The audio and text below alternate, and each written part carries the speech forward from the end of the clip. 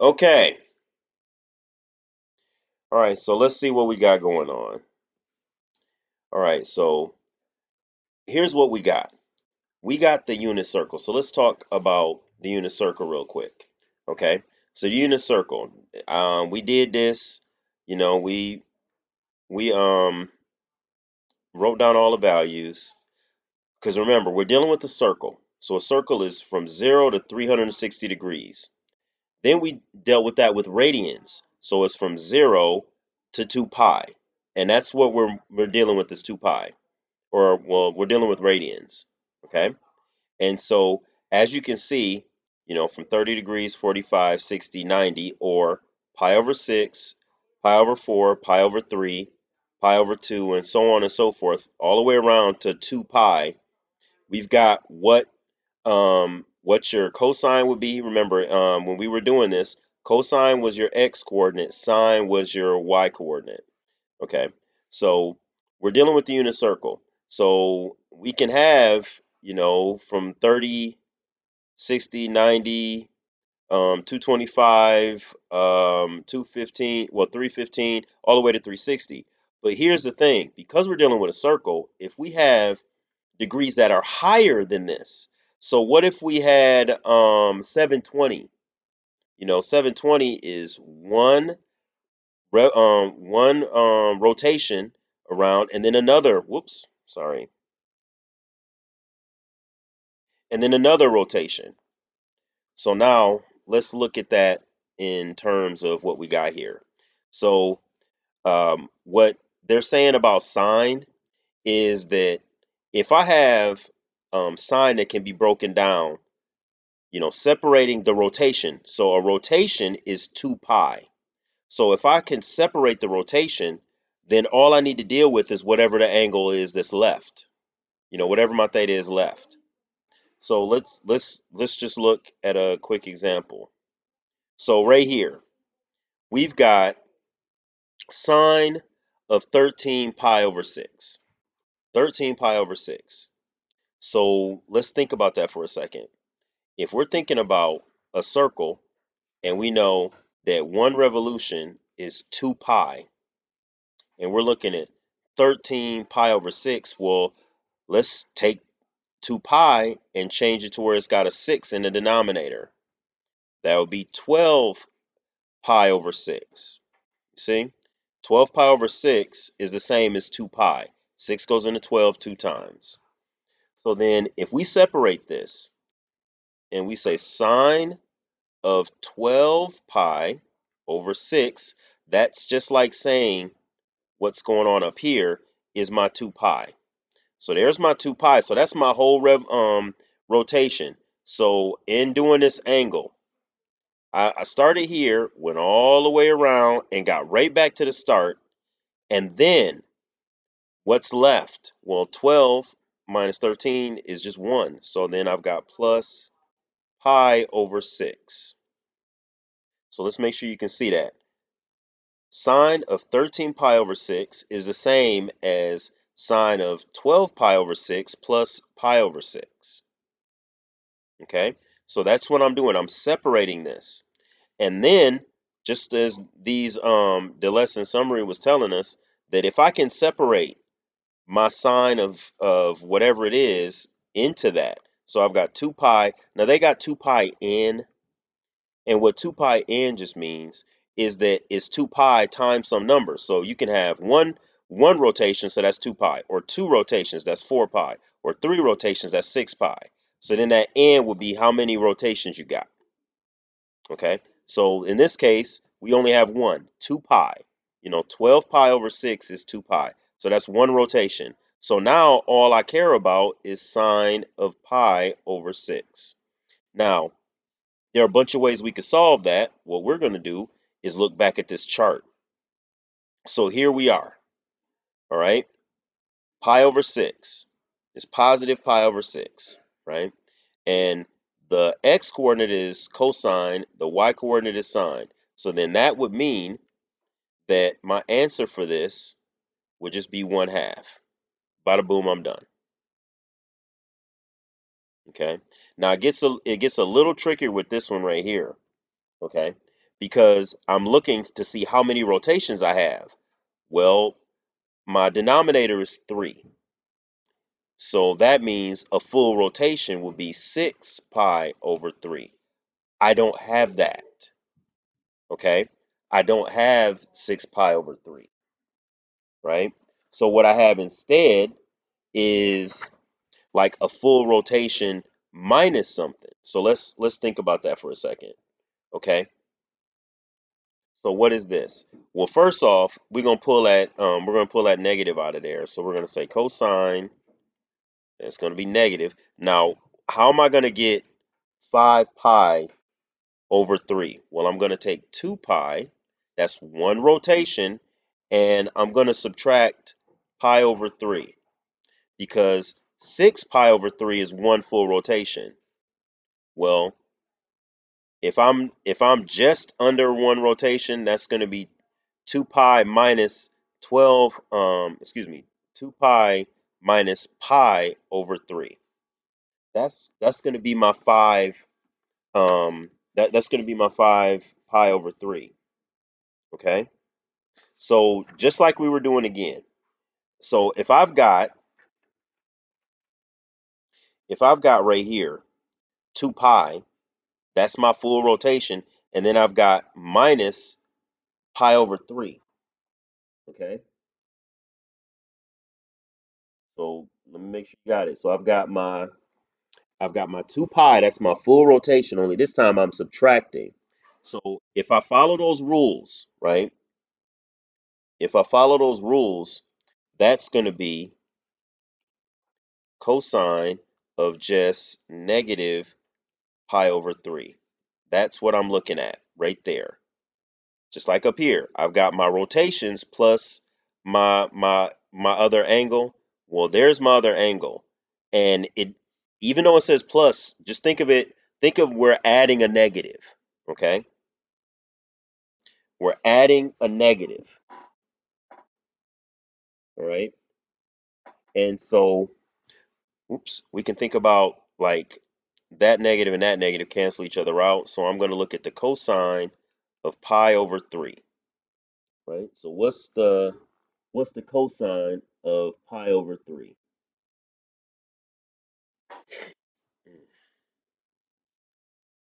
So let's go back to our unit circle. Cosine of pi over 3. Boom. Remember, cosine is the x-coordinate, so it's 1/2. So the answer is, again, 1/2. Isn't that special? So you can think about it like those two negatives, they cancel each other out. And so we got, what's the cosine of that positive pi over 3? And again, you use the unit circle. You don't have to use a calculator. You just use the unit circle. We already set it up. It's got all the stuff right there. You can just write it down. Okay. So that's how we do that. Now, tangent is a little different. So there may be one tangent problem on there. So let's maybe do another sine and cosine, and then we'll go from there. So let's look at what? F maybe? So let's think about F for a second. So F is sine. I'm looking at the thirds. 3 is in my denominator. So there is 17 pi. Now, when I first looked at this, I said, oh, it's easy. 3 goes into 17 5 times. See, what's important is that you're looking at the rotations. So I got to have an even number. I got to go in twos. So I think about it.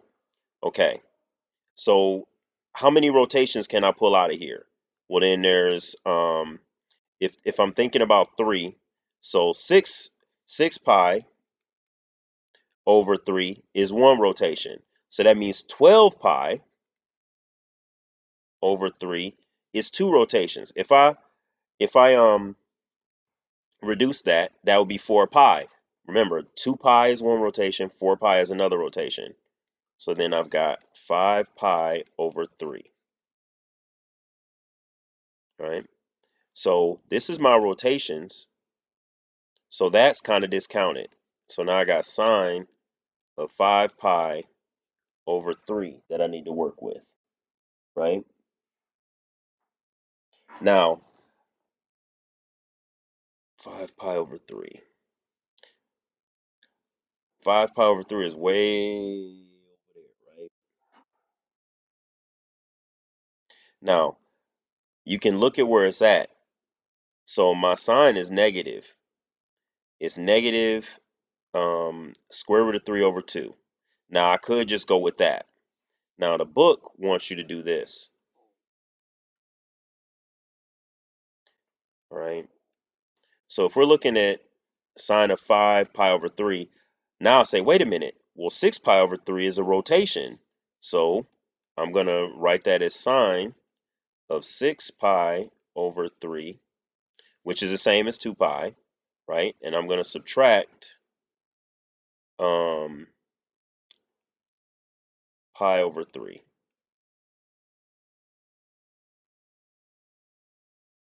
And so then that is going to give me, let's erase this. That's going to give me sine of negative pi over 3. All right, so then let's go back to our unit circle. So pi over 3, right here, the positive one, the sine is the square root of 3 over 2. Well, then the negative is negative square root of 3 over 2. Now, I would be okay if you just did it like this. You said sine 5 pi over 3, went to unit circle, zoop, 5 pi over 3, boom. Because that's kind of the whole point of this is keeping it simple with the circle. All right, it's keeping it simple with a circle, one circle, so we can rotate. We can have a couple of rotations. That's 2 pi, and that's 4 pi, and that's 6 pi, and that's 8 pi, and that's 10 pi. Then we look at what's left.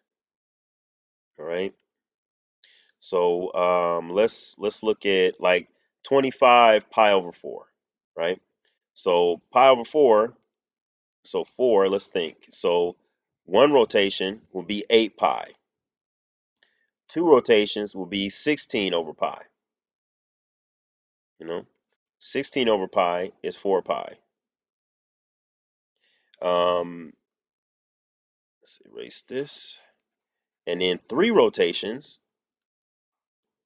would be 24 over pi, or 25, excuse me, 24 pi over 4.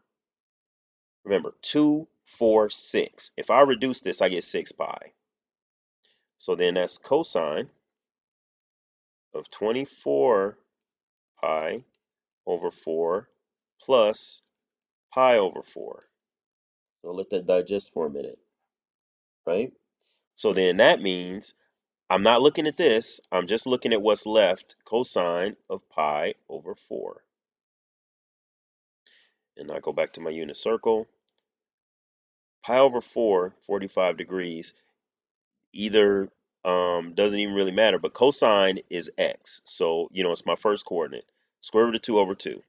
So bada boom, that's my answer. Square root of 2 over 2. All right. So let's take a look at tangent. And like I said, tangent's going to be a little tricky, but let's see if we can get it. So let's look at 25 pi over 4 now. So with sine and cosine, you have to have one revolution, okay? With tangent though, you're not doing one revolution. You're just doing like a half a revolution. You're doing a half circle. So you're going from 0 to pi. And we're counting how many of those we can do. From 0 to pi, 0 to pi, 0 to pi. So in that case, when I look at tangent of 25 pi over 4, I think of how many times can 4 go into 25? So how many times can 4 go into 25? What's that, 6 pi? That's 6 times. So tangent of 6 pi, because that's how many times 4 goes in there. You know what, let's not even write 6 pi. Let's do it right. Let's say 24 pi over 4 plus pi over 4. Now that's the angle that I think about, tangent of pi over 4.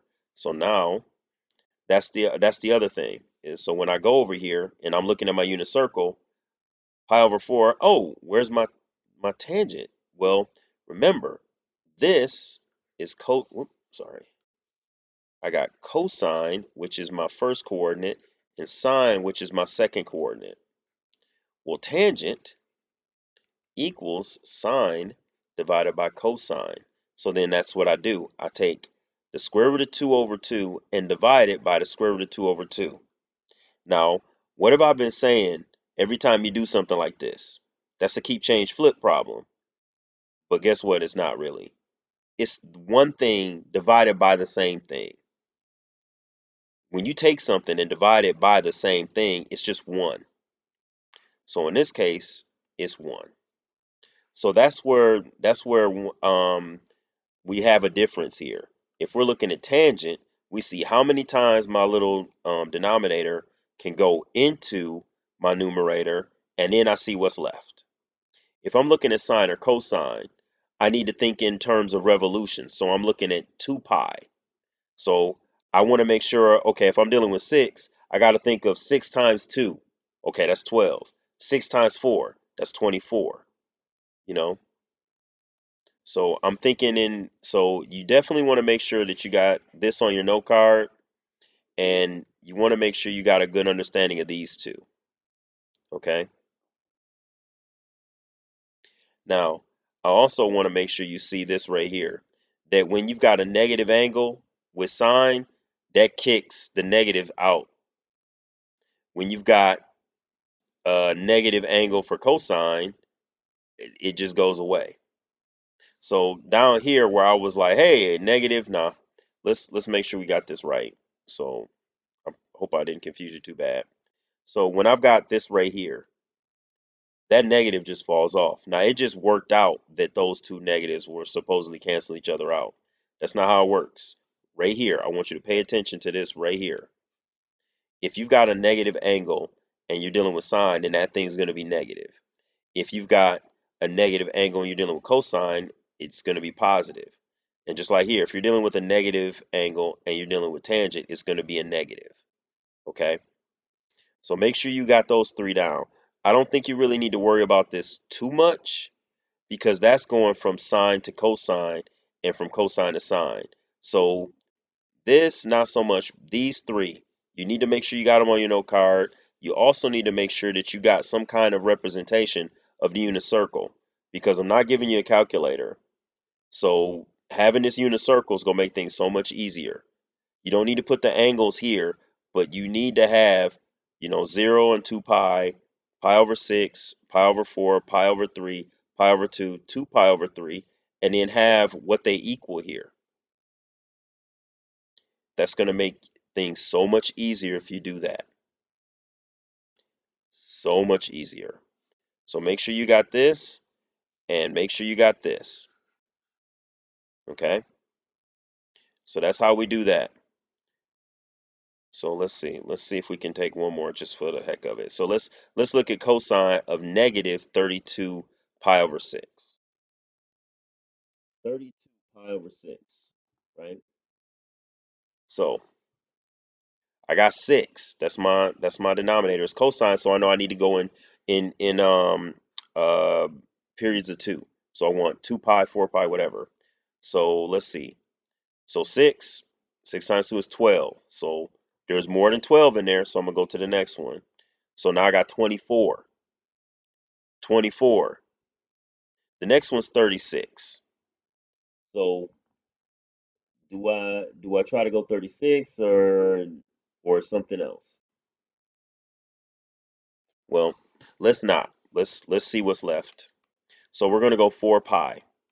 So that's gonna be that's gonna be cosine. We're gonna pull a negative out, and we're gonna say we're dealing with 24 pi over 6. That's 4 pi, and then how much is left? How much is left?